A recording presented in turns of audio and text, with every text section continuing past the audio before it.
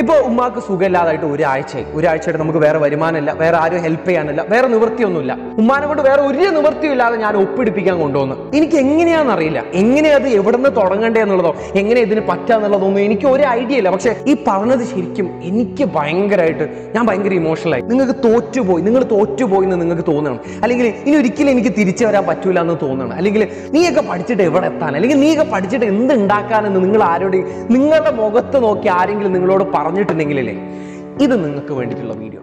2 വർഷം മുന്നെയാണ് ഞാൻ എഡ്യൂപോർട്ടൽ ജോയിൻ ചെയ്യുന്നത്. സത്യം പറഞ്ഞാൽ ഈ ടീച്ചിങ്ങിനോടുള്ള ഭയങ്കര പാഷനും കൊണ്ടൊന്നുമല്ല ഞാനിവിടെ എത്തിപ്പെട്ടത്.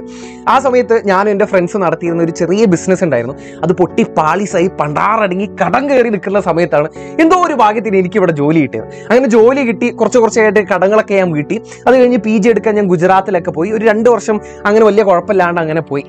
അത് കഴിഞ്ഞ് ഞാൻ ഇതേ കമ്പനിയിലേക്ക് തന്നെയാണ് തിരിച്ചു വന്നത്, ഇതേ ജോലിയിലേക്ക് തന്നെയാണ് ഞാൻ തിരിച്ചു വന്നത്. ഞാൻ പഠിച്ചതൊക്കെ വിട്ടിട്ട് ഇതേ കമ്പനിയിലേക്കും ഇതേ ജോലിയിലേക്കും തിരിച്ചു വരാനുള്ള പ്രധാന ഒരു കാരണം ഞാൻ പറഞ്ഞു തരട്ടെ. അതാണ് ശരിക്കും എനിക്ക് ഈ വീഡിയോയിൽ പറഞ്ഞു തരാനുള്ളത്. അതായത് എന്നെ ഇവിടെ പിടിച്ചു നിർത്തിയ ആ ഒരു വലിയ ഫാക്ടർ എന്ന് പറയുന്നത് എന്താണെന്നറിയാം?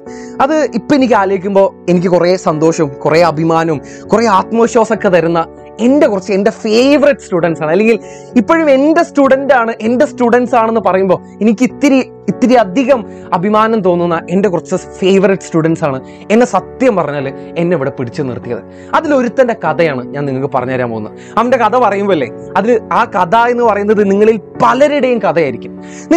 നിങ്ങൾക്ക് തോറ്റുപോയി എന്ന് നിങ്ങൾക്ക് തോന്നുകയാണ്, അല്ലെങ്കിൽ ഇനി ഒരിക്കലും എനിക്ക് തിരിച്ചു വരാൻ പറ്റൂല എന്ന് തോന്നുകയാണ്, അല്ലെങ്കിൽ നീയൊക്കെ പഠിച്ചിട്ട് എവിടെ എത്താൻ, അല്ലെങ്കിൽ നീയൊക്കെ പഠിച്ചിട്ട് എന്ത് ഉണ്ടാക്കാനെന്ന് നിങ്ങൾ ആരോടെയും നിങ്ങളുടെ മുഖത്ത് നോക്കി ആരെങ്കിലും നിങ്ങളോട് പറഞ്ഞിട്ടുണ്ടെങ്കിലല്ലേ ഇത് നിങ്ങൾക്ക് വേണ്ടിയിട്ടുള്ള വീഡിയോ ആണ്. ഈ വീഡിയോ നിങ്ങൾ മുഴുവനായിട്ടും കാണാം. ഞാൻ പറയാൻ പോകുന്ന കഥ എന്ന് പറയുന്നത് നിങ്ങളിൽ പലരുടെയും കഥയായിരിക്കും, അതെനിക്ക് ഉറപ്പാണ്. 2022 ഞാൻ ഇവിടെ ജോയിൻ ചെയ്യുന്നത്. ആ സമയത്ത് ഞാനൊരു ലൈവ് എടുത്തുകൊണ്ടിരിക്കാം. അപ്പോൾ ലൈവ് എടുത്തുകൊണ്ടിരിക്കുന്ന സമയത്ത് തുടക്കമാണ്, എനിക്ക് ഭയങ്കര ഫയറാണ്. അപ്പോൾ പെട്ടെന്നൊരു ആവേശത്തിൽ ഞാൻ എൻ്റെ നമ്പർ ബോർഡിൽ എഴുതി. എന്നിട്ട് ഞാൻ കുട്ടികളോട് പറഞ്ഞു, മക്കളെ നിങ്ങൾക്ക് എന്ത് സംശയം ഉണ്ടെങ്കിലും, അത് ഏത് സബ്ജക്റ്റ് ആണെങ്കിലും, നിങ്ങൾക്ക് ഏത് പാതിരാത്രിക്കാണെങ്കിലും എന്നെ ഒന്ന് കോൺടാക്ട് ചെയ്യാം. എന്നിട്ട് ഞാൻ പറഞ്ഞു ഏത് സംശയമാണെങ്കിലും എന്നെ കൊണ്ട് പറ്റുന്ന രീതിയിൽ ഞാനത് സോൾവ് ചെയ്ത് തരാം, നിങ്ങളെ ഹെൽപ്പ് ചെയ്യാന്നൊക്കെ പറഞ്ഞു. ഞാൻ ആരും എന്നെ ഒന്ന് കോൺടാക്ട് ചെയ്യുന്നുള്ളത് തീരെ പ്രതീക്ഷിച്ചതല്ല.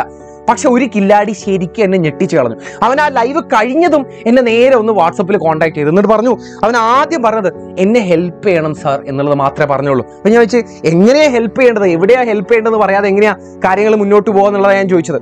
ഇവൻ ആദ്യം ഇവൻ്റെ കഥയാണ് പറഞ്ഞത്. എനിക്കൊരു ഓഡിയോ ക്ലിപ്പായിട്ട് അവൻ്റെ കഥയാണ് പറഞ്ഞത്. ഞാൻ അവൻ്റെ പേരൊന്നും പറയുന്നില്ല, കാരണം അവനോട് പെർമിഷൻ ചോദിക്കാതെയാണ് അവൻ്റെ കഥ ഞാൻ ഇവിടെ പറയുന്നത്. അതുകൊണ്ട് പേരൊന്നും ഞാൻ പറയുന്നില്ല. അവൻ അയച്ച ഓഡിയോ ക്ലിപ്പ് ഇത്രയായിരുന്നു. സാറേ, എൻ്റെ ഉപ്പ മരിച്ചിട്ട് ഇപ്പോൾ 1 വർഷമായി. എൻ്റെ ഉമ്മയാണ് എന്നെയും അനിയനെയും നോക്കുന്നത്. ഉമ്മ, ഞാൻ, അനിയന് മാത്രമേ ഉള്ളൂ വീട്ടിലുള്ളത്. സോ ഉമ്മ എല്ലാ ദിവസവും പണിക്ക് പോകുന്നുണ്ട്. ഉപ്പ മരിച്ചതിന് ശേഷം ഉമ്മയാണ് നമ്മളെ കാര്യങ്ങളൊക്കെ നോക്കുന്നത്. ഉമ്മ എല്ലാ ദിവസവും പണിക്ക് പോയ ഒരു ദിവസം 300 ഉറുപ്പികയാണ് നമ്മുടെ വീട്ടിലേക്ക് കിട്ടുന്നത്. ഇപ്പോൾ ഉമ്മാക്ക് സുഖമില്ലാതായിട്ട് ഒരാഴ്ചയായിട്ട് നമുക്ക് വേറെ വരുമാനമില്ല, വേറെ ആരും ഹെൽപ്പ് ചെയ്യാനില്ല, വേറെ നിവൃത്തിയൊന്നുമില്ല. ഇതേ സമയത്താണ് സ്കൂളിൽ ഭയങ്കര മോശമായ പഠിത്തത്തിനും ബാക്കിയുള്ള കാര്യങ്ങൾക്കൊക്കെ മോശമായ എൻ്റെ പ്രോഗ്രസ് കാർഡ്, എൻ്റെ ഓണം എക്സാമിൻ്റെ പ്രോഗ്രസ് കാർഡ് ഉമ്മാനെ കൊണ്ട് വേറെ ഒരു നിവൃത്തിയും ഇല്ലാതെ ഞാൻ ഒപ്പിടിപ്പിക്കാൻ കൊണ്ടുവന്നു. എൻ്റെ ഉമ്മ സങ്കടപ്പെട്ട് കരയുന്നുള്ളതാണ് ഞാൻ വിചാരിച്ചത്. എൻ്റെ ഉമ്മ എന്നെ ചീത്ത പറയുന്ന വിചാരിച്ചത്. എൻ്റെ ഉമ്മ എന്നെ ഒരു അടി അടിക്കുന്ന ഞാൻ വിചാരിച്ചത്. പക്ഷെ ഉമ്മാന്റെ മുന്നിൽ ഞാൻ ആ പ്രോഗ്രസ് കാർഡ് കൊടുക്കുമ്പോഴല്ലേ ഉമ്മ അതിലേക്ക് കുറേ നോക്കിയിട്ട് ഉമ്മ എൻ്റെ അടുത്ത് പറഞ്ഞു, മോനെ ഒന്നും കൂടെ മെനക്കെട്ടാ നിന്നെ കൊണ്ട് പറ്റുവാടാന്നാ പറഞ്ഞത്. ശരിക്കും ആ ഉമ്മ പറഞ്ഞതാണ് അവനെ ഞെട്ടിച്ചു കളഞ്ഞത്. ആ ഉമ്മ പറഞ്ഞതാണ് ശരിക്കും അവനെ ഫീൽ ചെയ്യിപ്പിച്ചത്. അവൻ എൻ്റെ അടുത്ത് പറഞ്ഞെന്താണെന്നറിയോ? സാർ, എനിക്ക് എങ്ങനെയാണെന്നറിയില്ല, എങ്ങനെയത് എവിടെ നിന്ന് തുടങ്ങണ്ടേ എന്നുള്ളതോ എങ്ങനെ ഇതിന് പറ്റാന്നുള്ളതൊന്നും എനിക്ക് ഒരു ഐഡിയ ഇല്ല. പക്ഷെ ഈ വർഷം ക്രിസ്മസ് എക്സാം ആകുമ്പോഴല്ലേ എന്നെ കൊണ്ട് ഒന്നിനും പറ്റൂല എന്ന് പറഞ്ഞവരോടും, അല്ലെങ്കിൽ എന്നെ ഒന്നിനും കൊള്ളൂല എന്ന് പറഞ്ഞവരോടും, അല്ലെങ്കിൽ ഞാൻ പഠിച്ചെവിടെ എത്തൂല എന്ന് പറഞ്ഞവരോടൊക്കെ, അല്ലെങ്കിൽ അതിലൊക്കെ ഉപരിയായിട്ടില്ലേ ഈ വർഷം ക്രിസ്മസ് എക്സാം ആകുന്ന സമയത്ത് എൻ്റെ ഇതേപോലത്തെ പ്രോഗ്രസ് കാർഡ് കിട്ടുന്ന സമയത്തില്ലേ എന്നെ കുറിച്ച് ആലോചിച്ചിട്ട് എൻ്റെ ഉമ്മ അഭിമാനം കൊള്ളുന്നത് എനിക്ക് കാണണം സാർ എന്നുള്ളതാ പറഞ്ഞത്. അതെങ്ങനെയാ ചെയ്യേണ്ടതെന്നുള്ളതോ അത് എവിടുന്ന് തുടങ്ങണം എന്നുള്ളതും ഒരു ഐഡിയ ഇല്ല ആശാൻ പറഞ്ഞത് ഇത്രയാണ്. ഈ പറഞ്ഞത് ശരിക്കും എനിക്ക് ഞാൻ ഭയങ്കര ഇമോഷണലായി. കാരണം ഞാൻ ആ വർഷം ജോയിൻ ചെയ്യണം. എൻ്റെ അടുത്ത് ആദ്യമായിട്ടാണ് ഒരു സ്റ്റുഡൻറ്റ് ഇത്രയും ഇമോഷണലായിട്ട് സംസാരിക്കുന്നത്, ഭയങ്കര പേഴ്സണലായിട്ട് സംസാരിക്കുന്നത്. എനിക്ക് സത്യം പറഞ്ഞാൽ അത് ഭയങ്കരമായിട്ട് കൊണ്ടു. എനിക്കത് അവൻ എങ്ങനെ ഹെൽപ്പ് ചെയ്യേണ്ടതെന്നുള്ളതോ അവൻ്റെ വീക്ക്നെസ് എവിടെയാണെന്നുള്ളതോ അല്ലെങ്കിൽ അവൻ ഏതൊക്കെ സബ്ജക്റ്റുള്ള വീക്കാണെന്നുള്ളതോ എനിക്കൊരു ഐഡിയ ഇല്ല. പക്ഷെ ഞാൻ അവനൊരു വാക്ക് കൊടുത്തു. മാർച്ച് മാസം ആകുമ്പോഴത്തേക്ക്, അല്ലെങ്കിൽ അടുത്ത വർഷം 2023 മാർച്ച് ആകുമ്പോഴത്തേക്കല്ലേ നീ ഫുൾ A+ വാങ്ങിയിരിക്കും, അല്ലെങ്കിൽ ഫുൾ A+ അല്ലെങ്കിൽ നിന്നെ കൊണ്ട് പറ്റുന്നതിൻ്റെ പരമാവധി നീ ചെയ്തിരിക്കും. അതിനു വേണ്ടിയിട്ട് എന്നെ കൊണ്ട് പറ്റുന്നതെല്ലാം ഞാനും നിന്നെ ഹെൽപ്പ് ചെയ്യാന്ന് പറഞ്ഞു. നമ്മൾ അങ്ങനെ ഒരു അഗ്രിമെന്റിലെത്തി. പക്ഷെ അടുത്ത ദിവസം ഞാൻ വിചാരിച്ചു ഇവൻ അപ്പത്തെ ഒരു ആവേശത്തിൽ പറഞ്ഞതായിരിക്കും, ഇവൻ ആക്ച്വലി പണിയെടുക്കാനൊന്നും പോണില്ല എന്നാണ് ഞാൻ പ്രതീക്ഷിച്ചത്. പക്ഷേ ഈ കില്ലാടി ശരിക്കും എന്നെ ഞെട്ടിച്ചു കളഞ്ഞു. ഇവൻ അന്ന് തൊട്ട് ശരിക്കും ഞെട്ടിച്ച് കളഞ്ഞു. അതായത് ക്രിസ്മസ് എക്സാം ആകുന്ന സമയത്ത് അതായത് ഓണം എക്സാമിന് അവൻ്റെ പ്രോഗ്രസ് കാർഡ് ഞാൻ കണ്ടതാണ്. അത് അവൻ്റെ മാർക്ക് ഷീറ്റ് എല്ലാത്തും കൂടെ ചേർന്നിട്ടുള്ള മാർക്ക് ഷീറ്റ് ഞാൻ കണ്ടതാണ്. അതിൽ മാത്സിൽ അവന് 2 മാർക്കുണ്ടായിരുന്നു. അതായത് 80-ൽ 2 മാർക്കായിരുന്നു മാത്സിൽ അവന് കിട്ടിയിട്ടുണ്ടായിരുന്നു. അവന് ക്രിസ്മസ് എക്സാം ആയപ്പോഴത്തേക്ക് അവൻ്റെ മാത്സിലുള്ള മാർക്ക് എന്ന് പറയുന്നത് 71. നിങ്ങളൊന്ന് ആലോചിക്കണം, വെറും 2 മാർക്കിൽ നിന്നല്ലേ 72 മാർക്ക് വരെ സ്കോർ ചെയ്യണമെന്നുണ്ടെങ്കിൽ അതൊരു ആറ്റിറ്റ്യൂഡാണ്. ആ ആറ്റിറ്റ്യൂഡിന് പറയുന്ന പേരാണല്ലേ തോറ്റുകൊടുക്കാനുള്ള മനസ്സില്ലായ്മയാണ് ആ പറഞ്ഞ ആറ്റിറ്റ്യൂഡ് എന്ന് നമ്മൾ പറയാം. അത് തന്നെയാണ് നിങ്ങളോട് എനിക്ക് പറയാനുള്ളത്. നിങ്ങൾക്ക് ഇപ്പം അല്ലേ ഓണം എക്സാം കഴിഞ്ഞിട്ട് നിങ്ങൾ തോറ്റുപോയി എന്ന് നിങ്ങൾക്ക് തോന്നുകയാണെങ്കിൽ, അല്ലെങ്കിൽ നിങ്ങൾ ഇനി പഠിച്ചെവിടെ എത്താൻ പോണില്ല, ഒരിക്കലും തിരിച്ചു വരാൻ പറ്റില്ല എന്ന് നിങ്ങൾക്ക് തോന്നുകയാണെങ്കിലേ ഇവന്റെ കഥ സിമ്പിളായിട്ടൊന്ന് ആലോചിച്ചാൽ മതി. ആ വർഷം കഴിയുന്ന സമയത്ത് ആ വർഷം 2023 മാർച്ച് എന്ന് പറയുന്നത് എനിക്കൊരിക്കലും ജീവിതത്തിൽ മറക്കാൻ പറ്റൂല. അവനും അവൻ്റെ ഉമ്മയും അവൻ്റെ അനിയത്തിയും കൂടെ എന്നെ വീഡിയോ കോൾ ചെയ്ത ദിവസം എനിക്കിപ്പോഴും ഓർമ്മയുണ്ട്. അവർ പറഞ്ഞത്, ആ ഉമ്മ പറഞ്ഞ കാര്യം എന്ന് പറയുന്നത്, അല്ലെങ്കിൽ ആ ഉമ്മ എൻ്റെ അടുത്ത് നന്ദി പറയുന്നത്, എന്തിനാണ് എൻ്റെ അടുത്ത് നന്ദി പറയുന്നത് എനിക്കറിയില്ല, പക്ഷെ ആ ഒരു അനുഭവം എന്ന് പറയുന്നത് അതിപ്പോഴും എനിക്കൊരു ഫയറാണ്. എനിക്കിപ്പോഴും ഇതേ ജോലിയിൽ തന്നെ കണ്ടിന്യൂ ചെയ്യാൻ, അല്ലെങ്കിൽ ഇതേ കമ്പനിയിൽ തന്നെ കണ്ടിന്യൂ ചെയ്യാനല്ലേ എനിക്ക് തരുന്ന ആ ഫയർ എന്ന് പറയുന്നത് ആ ഉമ്മാന്റെ വാക്കുകളാണ്, അവന്റെ വാക്കുകളാണ്. അവൻ ആ വർഷം പബ്ലിക് എക്സാം കഴിഞ്ഞ് അവന്റെ റിസൾട്ട് വരുന്ന സമയത്തല്ലേ വെറും 2 മാർക്ക് മാത്രം മാത്സിൽ ഉണ്ടായിരുന്നവനല്ലേ 9 A+ഉം 1 A കിട്ടി. ഇതെന്ന് പറയുന്നതില്ലേ, ഇത് അങ്ങനെ മഹാത്ഭുതങ്ങളോ അല്ലെങ്കിൽ വല്ല മായാജാലങ്ങളോ ഒന്നുമല്ല. നിങ്ങൾ പണിയെടുക്കാൻ റെഡി ആണെന്നുണ്ടെങ്കിൽ, അത് പണിയെടുക്കാന്ന് പറയുമ്പോൾ വെറുതെ അവിടുന്ന് ഇവിടുന്നും വലിച്ചു വാരി പഠിക്കുക എന്നുള്ളത് മാത്രമല്ല, കൃത്യമായിട്ട് ബോധപൂർവം നിങ്ങൾ പണിയെടുക്കാനാണെങ്കിലല്ലേ അത് നമുക്ക് ഒരു 3-4 മാസം കൊണ്ട് നിങ്ങൾ ഏത് ലെവലിലാണെന്നുണ്ടെങ്കിലും തിരിച്ചു പിടിക്കാവുന്നതേ ഉള്ളൂ. നമ്മുടെ ഈ വർഷത്തെ, അല്ലെങ്കിൽ നമ്മൾ ഈ പറഞ്ഞ ഈ ഫുൾ A+ എന്നൊക്കെ പറയുന്നതല്ലേ, അത്രയേ ഉള്ളൂ. പക്ഷേ ആ മനസ്സിൽ നിന്നാണ്, ആ ആറ്റിറ്റ്യൂഡിൽ നിന്നാണ് ആദ്യം തുടങ്ങേണ്ടത്. അപ്പൊ ആ ആറ്റിറ്റ്യൂഡിൽ, അല്ലെങ്കിൽ ആ ആറ്റിറ്റ്യൂഡ് വെച്ചുകൊണ്ട് എങ്ങനെ പണിയെടുക്കണം എന്നുള്ളത് കൂടെ ഈ വീഡിയോയിൽ ഞാൻ പറഞ്ഞുതരാം. വളരെ സിമ്പിളായിട്ട് ഒരു 10 കാര്യങ്ങൾ മാത്രം നിങ്ങൾ ഈ വർഷം തുടർന്ന് അങ്ങനെ ഫോളോ ചെയ്താൽ മതിയാവും. ഒന്നാമതായിട്ട് നമ്മൾ ചെയ്യേണ്ടത്, ഓണം എക്സാമിന് നിങ്ങൾക്ക് എന്താണോ മാർക്ക് കിട്ടിയത്, അത് നിങ്ങൾക്ക് പുറത്ത് പറയാൻ പറ്റാത്ത മാർക്കാണെങ്കിൽ നിങ്ങൾ അത് അക്സെപ്റ്റ് ചെയ്യുക എന്നുള്ളതാണ്. നിങ്ങൾക്ക് കിട്ടിയ മാർക്ക് എത്രയാണോ, നിങ്ങളുടെ റിസൾട്ട് എന്താണോ, അത് നിങ്ങൾ അക്സെപ്റ്റ് ചെയ്യുക, അല്ലെങ്കിൽ അഡ്മിറ്റ് ചെയ്യലാണ്. ഇനി ആ അഡ്മിറ്റ് ചെയ്യുന്നതിലൂടെയാണ് നമ്മൾ റീസെറ്റ് ചെയ്യാൻ, അല്ലെങ്കിൽ ഈ വർഷം ഒരു കംബാക്ക് നടത്താൻ നമ്മൾ റെഡി ആവുന്നത്. ഇനി എങ്ങനെയാ കംബാക്ക് നടത്തേണ്ടത്? അവിടുന്ന് ഇവിടുന്ന് തലയും വാലും ഇല്ലാതല്ല നമ്മൾ പഠിക്കുന്നത്.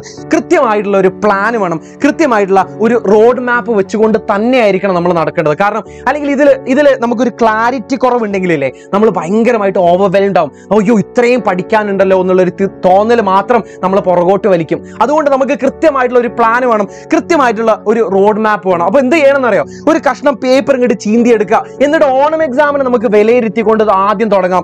ആദ്യം നിങ്ങൾ ഏറ്റവും വീക്ക് ആയിട്ടുള്ള സബ്ജക്ട് ഏതാണെന്നുള്ളത് മനസ്സിലാക്കുക, നിങ്ങളുടെ വീക്ക് പോയിന്റുകൾ എന്താണെന്നുള്ളത് മനസ്സിലാക്കുക, നിങ്ങൾക്ക് പഠിക്കാൻ പ്രയാസമുള്ളത് എന്താണെന്നുള്ളത് മനസ്സിലാക്കുക. അതിനുശേഷം നിങ്ങൾ ഓണം എക്സാമിന് സ്കിപ്പ് ചെയ്തിട്ടുള്ള കുറെ ചാപ്റ്റേഴ്സ് ഉണ്ടാവും, അതിനൊന്നും അങ്ങോട്ട് ഒഴിവാക്കി വിടുകയല്ല ചെയ്യേണ്ടത്. അതിനൊക്കെ ശക്തമായിട്ട് നേരിടുക എന്നുള്ളത് മാത്രമേ നമ്മൾ ചെയ്യേണ്ട സ്ട്രാറ്റജി ഉള്ളൂ. വേറൊരു കാര്യം ശ്രദ്ധിക്കട്ടെ, നിങ്ങൾ ഒരുപാട് ടോപ്പിക്കുകൾ, നിങ്ങൾക്ക് ഇഷ്ടപ്പെട്ട സബ്ജക്റ്റിലും അല്ലാത്ത സബ്ജക്റ്റിലും നിങ്ങൾ ഒരുപാട് ടോപ്പിക്കുകൾ നിങ്ങളെ പേടിപ്പിക്കുന്നുണ്ടാവും. അതൊക്കെ ഒന്ന് നോട്ട് ഡൗൺ ചെയ്ത് വെക്കുക. ഇത് നോട്ട് ഡൗൺ ചെയ്ത് വെക്കുമ്പോഴേ അല്ലേ നമ്മുടെ മനസ്സിലേക്ക് വല്ലാത്തൊരു ക്ലാരിറ്റി വരും. ഇനി നമ്മളൊരു 4 ആഴ്ചത്തെ പ്ലാൻ ഉണ്ടാക്കാൻ വേണ്ടി പോവാ. ഈ 4 ആഴ്ചത്തെ പ്ലാൻ എന്ന് പറയുന്നതല്ലേ ഈ പറഞ്ഞ ഏറ്റവും നമ്മളെ പേടിപ്പിക്കുന്ന ടോപ്പിക്കുകൾ, സബ്ജക്റ്റുകൾ, വിഷയങ്ങൾ എല്ലാത്തിനെയും ചെറിയ ചെറിയ കഷ്ണങ്ങളായിട്ട് നമ്മൾ പഠിച്ചെടുക്കാൻ വേണ്ടി പോവാ. നമ്മളൊരു വലിയൊരു സാധനല്ലേ ബ്രേക്ക് ഡൗൺ ചെയ്തിട്ടായിരിക്കണം നമ്മൾ പഠിക്കേണ്ടത്. അല്ലെങ്കിൽ നമ്മൾ ഓവർവെൽഡ് ആവുന്ന വെച്ചാൽ എന്താ, നമുക്ക് ആകെ വീർപ്പ് മുട്ടാൻ തുടങ്ങും, ശ്വാസം മുട്ടാൻ തുടങ്ങും, ഇത്രയും പഠിക്കാനുണ്ടല്ലോ എന്ന് ആലോചിച്ചിട്ട്. അപ്പൊ ഈ ഒരു 4 ആഴ്ച, ഇനി വരാൻ പോകുന്ന 4 ആഴ്ച നമ്മൾ ചെയ്യാൻ വേണ്ടി പോകുന്നത് നമ്മളെ പേടിപ്പിക്കുന്ന സബ്ജക്റ്റുകൾ, ടോപ്പിക്കുകൾ, അതിനെ കഷ്ണങ്ങളായിട്ട് പഠിക്കാൻ വേണ്ടി പോവാണ്. ഇനി പഠിക്കുന്നതിന്റെ രീതി ഞാൻ പറഞ്ഞുതരാം. നിങ്ങൾ പഠിക്കുന്ന സമയത്ത് ഏറ്റവും വലിയ നിങ്ങളെ പേടിപ്പിക്കുന്ന ഒരു സാധനത്തിന്റെ പൂർണ്ണ രൂപം അല്ല, അല്ലെങ്കിൽ നിങ്ങൾ ട്രിഗ്നോമെട്രിയുടെ മുക്കും മൂലയും അടിച്ചു പെറുക്കിയല്ല പഠിക്കാൻ നോക്കേണ്ടത്. നിങ്ങൾ ഏറ്റവും ഈസി ആയിട്ടുള്ള ആ പേടിപ്പിക്കുന്ന സബ്ജക്റ്റിൽ തന്നെ ഏറ്റവും ഈസി ആയിട്ടുള്ള ഒരു ടോപ്പിക്കിൽ നിന്ന് സ്റ്റാർട്ട് ചെയ്യുക. പതുക്കെ അതിനെ മാസ്റ്റർ ചെയ്യാൻ നോക്കുക. അതിലെ ഏറ്റവും കിടലനാവ്, അതിലുള്ള എല്ലാ പ്രോബ്ലംസും ചെയ്യാൻ പറ്റുന്ന ഒരു കോൺഫിഡൻസ് ലെവലിൽ എത്തുക. അതിനുശേഷം ആ കോൺഫിഡൻസിലെ ആ കോൺഫിഡൻസ് സ്പൈക്കിലെ അതായിരിക്കണം നമ്മൾ മുന്നിലേക്കുള്ള ബാക്കിയുള്ള കടുകട്ടിയുള്ള ടോപ്പിക്സ് ഒക്കെ പഠിക്കാനുള്ള നമ്മുടെ കോൺഫിഡൻസ് എന്ന് പറയുന്നത്. സോ ഇങ്ങനെ ആയിരിക്കണം. ചെറിയൊരു ടോപ്പിക്കിൽ നിന്ന് സ്റ്റാർട്ട് ചെയ്യുന്നു, അതിനുശേഷം നമ്മൾ മെല്ലെ മെല്ലെ മെല്ലെ ലെവൽ കൂട്ടി കൊണ്ടുവരുന്നു. ഇനി പഠിക്കുന്നതിന് വേറൊരു രീതി പറയട്ടെ. പവർ ബ്ലോക്സ് എന്ന് പറയുന്ന ഒരു ടെക്നിക്ക് ഉണ്ട്. എന്ന് വെച്ചാൽ രാവിലെ നിങ്ങൾ 2 മണിക്കൂർ പഠിക്കുക, വൈകുന്നേരം 2 മണിക്കൂർ പഠിക്കുക. ഈ പഠിക്കുന്ന സമയത്ത് ഒരു തരത്തിലും ഫോണോ ഇൻസ്റ്റാഗ്രാമോ ഒരു തേങ്ങയും നിങ്ങളുടെ മുന്നിൽ ഉണ്ടാവാൻ വേണ്ടി പാടില്ല. നിങ്ങളെ ആരും ഡിസ്ട്രാക്ട് ചെയ്യാനും പാടില്ല. ഈ 2 മണിക്കൂർ പഠിക്കുന്ന സമയത്ത് നമ്മൾ ടയേർഡ് ആവാതിരിക്കാൻ, നമുക്ക് മെന്റലിയും ടയേർഡ് ആവാം, ഫിസിക്കലിയും ടയേർഡ് ആവാം. ഈ ടയർഡ്നെസ് പരമാവധി കുറക്കാൻ വേണ്ടിയിട്ട് നമുക്ക് ചെയ്യാൻ പറ്റുന്ന ഒരു കാര്യമാണ് നിങ്ങൾ 25 മിനിറ്റുകളുടെ ബ്ലോക്കുകളായിട്ട് നിങ്ങൾ പഠിക്കുക എന്നുള്ളത്. സോ ഇതിലാകെ നിങ്ങൾ ചെയ്യേണ്ട കാര്യം എന്ന് പറയുന്നത്, ഇതിന് പൊമഡോറോ ടെക്നിക്ക് എന്നും നമ്മൾ പറയും. പൊമഡോറോ ടെക്നിക്ക് എന്നും പറയും. നിങ്ങൾ ആകെ ചെയ്യേണ്ടത് 25 മിനിറ്റ് പഠിക്കുക, 5 മിനിറ്റ് ബ്രേക്ക് എടുക്കുക, 25 മിനിറ്റ് പഠിക്കുക, 5 മിനിറ്റ് ബ്രേക്ക് എടുക്കുക. ഇങ്ങനെ ഒരു 4 ബ്ലോക്കുകൾ പഠിക്കുന്ന സമയത്ത് എത്ര മണിക്കൂറായി? 2 മണിക്കൂറായി. ഇങ്ങനെ രാവിലെ നിങ്ങൾ നേരത്തെ എണീച്ചിട്ട്, അതിരാവിലെ നേരത്തെ എണീച്ചിട്ട് ഒരു 2 മണിക്കൂർ ഇതുപോലെ പഠിക്കുക. അതിനുശേഷം വൈകിട്ടും ഇതുപോലെ 2 മണിക്കൂർ പഠിക്കുകയാണെങ്കിൽ 4 മണിക്കൂറുകളുടെ ഒരു 4 മണിക്കൂർ ഒരു ദിവസം നിങ്ങൾക്ക് ഇങ്ങനെ ഒരു പവർ ബ്ലോക്കുകളായിട്ട് പഠിക്കാം. 2 മണിക്കൂറിന്റെ 2 ബ്ലോക്കുകളായിട്ട് നിങ്ങൾക്ക് പഠിക്കാം. ഇതായിരിക്കും ഏറ്റവും കൂടുതൽ എഫക്റ്റീവ് ആയിരിക്കുക. നിങ്ങളൊരു തലയും വാലും ഇല്ലാതെ ഒരൊറ്റ സ്ട്രെച്ചിൽ പഠിക്കുന്നതിനേക്കാളും നല്ലത് നിങ്ങൾ ഡ്രെയിൻ ഔട്ട് ആവില്ല, അല്ലെങ്കിൽ നിങ്ങൾക്ക് അടുത്ത ദിവസം പഠിക്കാനുള്ള ഒരു എനർജി നിങ്ങൾക്ക് നഷ്ടപ്പെടില്ല. സോ ഇങ്ങനെ പഠിക്കുന്നതായിരിക്കും കുറച്ചും കൂടെ എഫക്റ്റീവ് ആയിരിക്കുന്നത്. വേറെ ഏറ്റവും നല്ലൊരു സ്ട്രാറ്റജി എന്ന് പറയുന്നത്, നമ്മൾ പഠിച്ച കാര്യം തന്നെ ഒരു ടീച്ചർ എക്സ്പ്ലെയിൻ ചെയ്യുന്ന പോലെ തന്നെ വേറൊരാൾക്ക് എക്സ്പ്ലെയിൻ ചെയ്ത് കൊടുക്കുന്ന, അത് നിങ്ങളുടെ ഫ്രണ്ട്സ് ആവാം, അല്ലെങ്കിൽ നിങ്ങളുടെ അനിയത്തിക്കോ അനിയനോ നിങ്ങൾക്ക് അതുപോലെ പറഞ്ഞു കൊടുക്കാം. ഇത് വേറൊരു ടെക്നിക്കാണ് നിങ്ങൾക്ക് യൂസ് ചെയ്യാൻ പറ്റുന്നത്. ഇനി വേറെ നമ്മൾ ചെയ്യുന്ന വലിയൊരു മിസ്റ്റേക്ക് എന്താണെന്ന് അറിയോ? നമുക്ക് എന്തെങ്കിലും ഒരു ചെറിയ സംശയം, ചെറുതോ വലുതോ ആയിക്കോട്ടെ, അത് നമ്മൾ ചോദിക്കാതിരിക്കുന്നതാണ് ഏറ്റവും വലിയൊരു അപകടം എന്ന് പറയുന്നത്. നിങ്ങൾക്കൊരു സംശയം തോന്നുകയാണെങ്കിൽ നിങ്ങൾക്ക് ആരോടാണോ പെട്ടെന്ന് ചോദിക്കാൻ പറ്റുന്നത്, ആരെടുത്തുനിന്നാണോ നിങ്ങൾക്ക് അതിന്റെ ഒരു ആൻസർ കിട്ടുന്നത്, അവരോട് പെട്ടെന്ന് ചോദിക്കുക. അത് നിങ്ങളുടെ സ്കൂളിലെ ടീച്ചർ ആയിക്കോട്ടെ, അത് ട്യൂഷൻ സെന്ററിലെ ടീച്ചർ ആയിക്കോട്ടെ, അത് എഡ്യൂപോർട്ടിലുള്ള ടീച്ചേഴ്സ് ആയിക്കോട്ടെ, പരമാവധി പെട്ടെന്ന് തന്നെ ഡൗട്ടുകളെല്ലാം പെട്ടെന്ന് ക്ലിയർ ആക്കാൻ നോക്കുക. അതിനുശേഷം നമ്മൾ ഇനി തൊട്ടുള്ള ക്രിസ്മസ് എക്സാം വരെയുള്ള, അല്ലെങ്കിൽ ഈ വർഷം അവസാനം വരെ, മാർച്ച് മാസം വരെ നമ്മൾ ചെയ്യാൻ വേണ്ടി പോകുന്നത് ഒരു ഗെയിം കളിക്കുന്ന പോലെ ആയിരിക്കണം നമ്മൾ ഇനി തൊട്ട് കാണുന്നത്. അതായത് എല്ലാ ചെറിയ കാര്യങ്ങളും, എല്ലാ ചെറിയ ഒബ്ജക്റ്റീവുകളും, എല്ലാ ചെറിയ ഗോളുകളും നമ്മൾ എഴുതി വെക്കണം. ആ എഴുതി വെച്ചതിന് ശേഷം ഓരോന്നും നമ്മൾ ടിക്ക് ചെയ്യണം. നമ്മൾ ലെവലുകളായിട്ട് കൂട്ടിക്കൊണ്ടുവരണം. ഗെയിം കളിക്കുന്ന എങ്ങനെയാ? ഗെയിമുകൾ നമ്മൾ ലെവലുകളായിട്ടാണ് കളിക്കുക. അപ്പോൾ ഒരു ലെവല് ചെറുതിൽ നിന്നായിരിക്കും നമ്മൾ സ്റ്റാർട്ട് ചെയ്യുന്നത്. അതിനുശേഷം ഓരോ ലെവലുകളായിട്ട് അതിങ്ങനെ അതിന്റെ കടുപ്പം കൂട്ടിയാണ് കൊണ്ടുവരിക. ഇതുപോലെ ആയിരിക്കണം നമ്മുടെ ഒരു സ്ട്രാറ്റജി എന്ന് പറയുന്നത്. നമ്മളൊരു ചെറിയ ലെവലിൽ നിന്ന് സ്റ്റാർട്ട് ചെയ്യുന്നു, പതുക്കെ അടുത്ത ആഴ്ച ആകുമ്പോഴത്തേക്ക് അതിന്റെ ലെവൽ കൂട്ടുന്നു, പിന്നെയും കൂട്ടുന്നു. അങ്ങനെ നമ്മൾ മാർച്ച് മാസം ആകുമ്പോഴത്തേക്ക് നമ്മുടെ ഏറ്റവും അടിപൊളി ലെവലിലേക്ക് നമ്മൾ എത്തുക എന്നുള്ള ഒരു ലെവലിലേക്ക് നമ്മൾ ചിന്തിച്ച് തുടങ്ങണം. ഇനി നമ്മൾ ഇങ്ങനെ പണിയെടുക്കാൻ തുടങ്ങുന്ന സമയത്ത് എന്തായാലും നമുക്ക് ഭയങ്കരമായ ഇന്റൻസ് പെയിൻ ഉണ്ടാവും, വേദന ഉണ്ടാവും. ഈ വേദന എന്ന് പറയുന്നത് നമ്മുടെ ശീലങ്ങളിൽ നിന്നാണ് വരുന്നത്, നമ്മുടെ ശീലക്കേടുകളിൽ നിന്നാണ് വരുന്നത്. നമുക്ക് ഇതുവരെ പണിയെടുത്തിട്ടുള്ള ഒരു ശീലമില്ല. അതുകൊണ്ട് തന്നെ പുതിയൊരു കാര്യം ചെയ്യുന്ന സമയത്ത്, പുതിയൊരു കാര്യം പരീക്ഷിക്കുന്ന സമയത്ത് നമുക്ക് ഇന്റൻസ് പെയിൻ ഉണ്ടാവും, വേദന ഉണ്ടാവും. ആ വേദനിക്കുന്ന സമയത്തില്ലേ, നമ്മൾ ആകെ ഒരു കാര്യം ആലോചിച്ചാൽ മതി.